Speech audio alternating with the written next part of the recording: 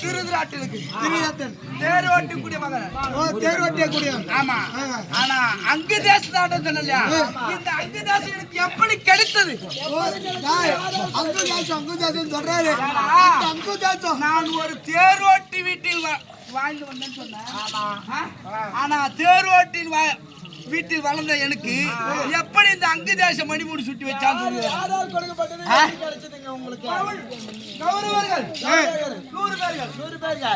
பாண்டவர்கள், ஐவர் ராஜாக்களும் சகல விதமான கல்விகளை கற்று குருவாகிய துரோணாச்சாரி, இன்னொரு குரு கிருபாச்சாரி 105 பேர்களுக்கும் சகல விதமான கல்விகளை கற்று வில்லரங்க போட்டி ஏற்படுத்துறாங்க.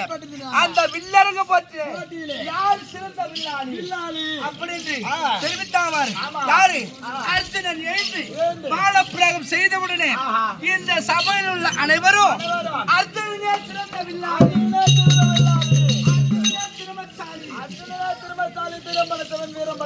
அப்படி ஏற்றி போட்டுறாங்க. அந்த நேரத்தில் அந்த சபையில் நான் அமர்ந்திருந்தல்லவா, நான் எழுந்து பானம் பிரயோகம் செய்தவுடனே அர்ஜுனன் அல்ல வில்லாளி, அர்ஜுனன் அல்ல திருமச்சாலி, இந்த கர்ணனே திருமச்சாலி என்று என்னை ஏற்றி போட்டுறாங்க. அதே சபையில் கிருபாச்சாரியால் எழுந்து, அதே தேர் ஓட்டிக்கூடிய மகனே, நீ இந்த சபைக்கு வரலாமா? இது சத்திரன் அமரக்கூடிய சபை, இந்த சபைக்கு நீ வரலாமா? அப்படி என்னை நாளமடைந்து பங்கப்படுத்தி விட்டார். அப்படி பங்கப்படுத்தின உடனே என்ன செய்த? தலை குனிந்த பாவனையா இருக்கிற அதே சபையில் யாரு?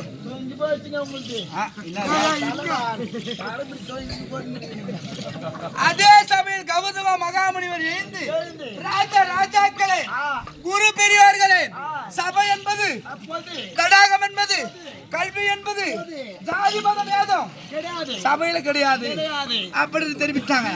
அப்படி தெரிவித்த உடனே அந்த சபையில் அனைவரும் சபை அமைதியாக இருந்தது. நான் தலை குனிந்த பாவனையா இருக்கிறேன். இருந்த உடனே அவன் மனதில் என்ன நினைத்தானே தெரியாது. பாருங்கள் அண்ணா, நீ ஒரு அரசனா இல்லாதான இந்த நாள் முதல் உனக்கு அங்கு தேச மனுமூடி சுட்டி வைக்கிறேன் அப்படி என்று எனக்கு அங்கு தேசத்தை மதுரமுடி சுட்டி வைத்தான். ஆனா கௌதம மகாமுனிவர் எழுந்து அப்படி சொன்னால் விட்டா அந்த இது எப்படி? சபை என்பது பொது, தடாகம் என்பது பொது, கர்ணன் என்ன ஜாதின்னு நான் சொல்றேன். ஆனா நான் கேட்கிறேன், நீ என்ன ஜாதின்னு சொன்னா எப்படி? நான் கர்ணன் ஜாதி பத்தி நான் சொல்றேன். அதாங்க ரிபிரந்தங்க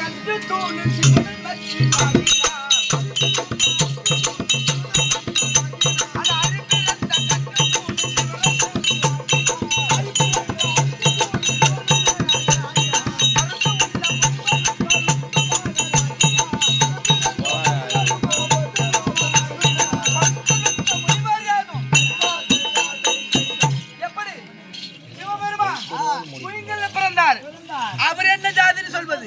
அந்த மாலாகிய கண்ணன் இருக்கிறாரே, ஒரு தூணில்